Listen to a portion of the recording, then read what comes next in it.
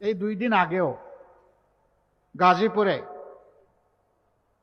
একজন ফ্যাশন ডিজাইনারকে চাঁদা চাইতে গেছিল, চাঁদা দেয় নাই, মেরে ফেলছে। এরা আবার বড় গলায় কথা বলে।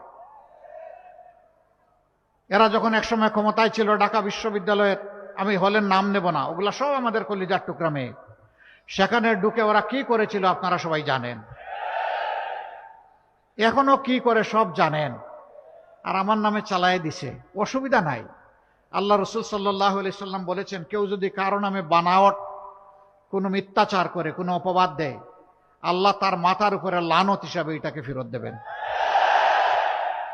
মহান আল্লাহ সাক্ষী, এই ধরনের নোংরা কথা তো দূরের কথা, এ ধরনের নোংরা চিন্তা আমরা জীবনেও করি নাই।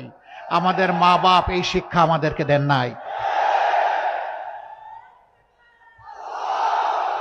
এখন বলবেন, এখন হয়তো আপনারা বলবেন যে মাঘ মাসে মাথা এত গরম হইল কেন? এটা তো চৈত্র মাসে গরম হওয়ার কথা।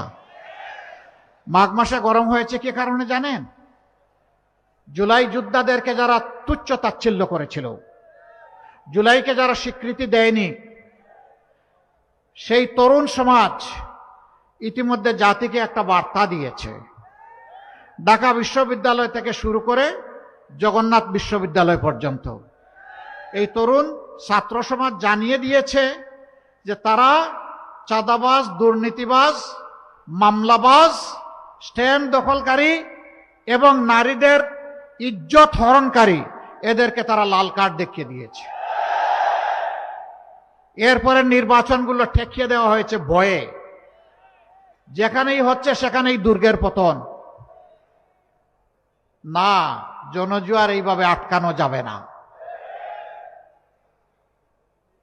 তাদের মাথা গরম হয়েছে। আজকে মায়েরা তাদের ইজ্জতের ওয়ারেন্টি হিসাবে তারা মনে করে আমরা যারা 11 দল, এখানেই তারা নিরাপদ।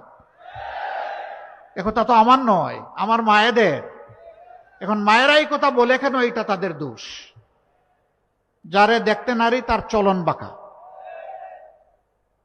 এখন মায়ের গায়ে হাত তুলে আবার আইসা বলে যে একটা ফ্যামিলি কার্ড নাও। এক হাতে ফ্যামিলি কার্ড আর এক হাতে মায়ের গায়ে হাত। রাখ তোদের ফ্যামিলি কার্ড। আমার মায়ের মর্যাদার চাইতে ওই ফ্যামিলি কার্ড নস্যি। এর 2 পয়সার কোনো গুরুত্ব নাই।